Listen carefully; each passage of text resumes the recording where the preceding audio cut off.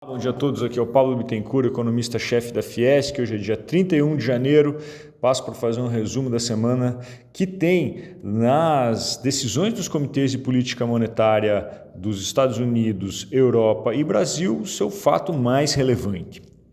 Vamos lá então. O Banco Central Europeu decidiu por queda de taxa de juros. De fato, isso não significa que a atividade econômica na Europa vá ressurgir com força. Na verdade, a gente tem visto grande dificuldade de uma retomada da atividade econômica de maneira mais consistente na Europa e essa taxa de juros ainda vai ter que cair mais e outros fatores estruturais precisam ser modificados para que a gente tenha um desempenho melhor na economia da Europa, não é? Mas de qualquer maneira, essa queda de taxa de juros na Europa ela está ligada a uma certa desinflação global que demorou a acontecer.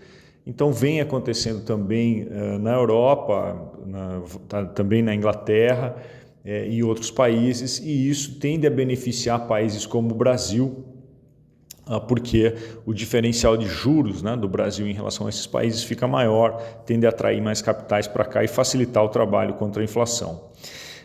No que se refere aos Estados Unidos, o que eu notei foi a minha interpretação é de que o Comitê de Política Monetária dos Estados Unidos, que decidiu manter a taxa de juros depois de uma trajetória de queda, né, o juro vinha caindo nos Estados Unidos e agora decidiu se manter no intervalo entre 4,20 e 4,25. O que eu notei então foi que o Banco Central, o Comitê de Política Monetária se vê numa situação confortável. Confortável por quê? Porque ainda que a inflação viesse mostrando sinais dúbios, os sinais mais recentes são bons, quer dizer, de que a inflação vem caindo ou vem se comportando melhor. Eles eram dúbios nos últimos 3 meses, né? E agora vieram bons. Mas os dados de atividade econômica e de emprego, mercado de trabalho, etc., vem mostrando robustez da economia dos Estados Unidos. Quer dizer, expectativas de inflação bem ancoradas, inflação vindo com bons dados e atividade econômica ainda forte. Mas, de qualquer maneira, a gente tem à frente, né, os impactos da política do Donald Trump, que prometem algum impacto inflacionário, especialmente nas tarifas de importação.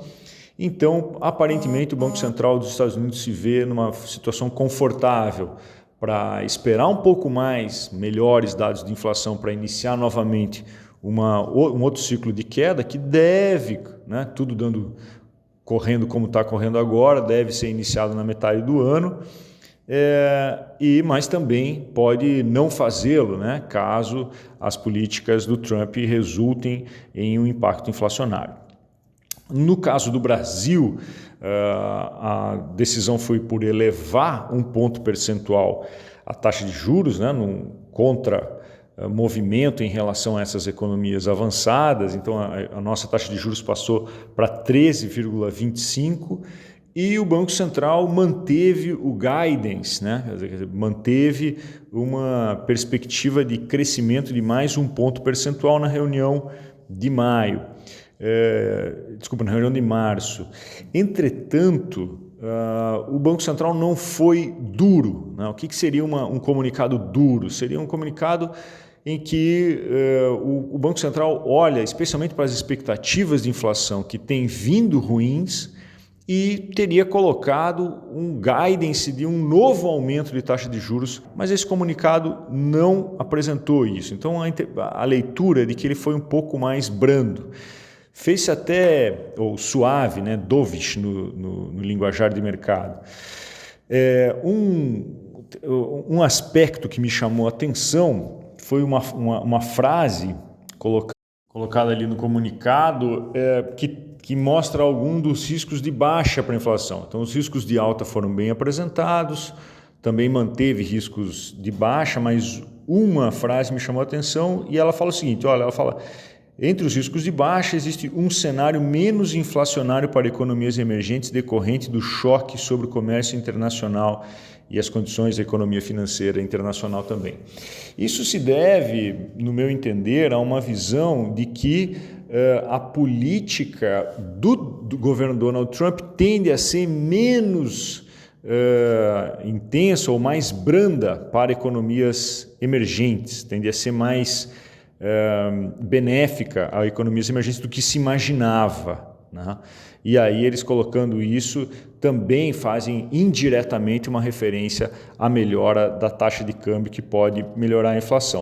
Apenas um dado que eu queria comentar rapidamente foi a queda do saldo de empregos em dezembro, muito marcante, que também está renovando essa aposta em uma desaceleração da atividade econômica do Brasil. Eram esperados 402 mil empregos de saldo negativo e vieram 535, quer dizer, é um nível bem maior e está em linha com alguns indicadores que têm dado a entender que a economia do Brasil não está mais no ritmo de expansão e está numa desaceleração mais consistente.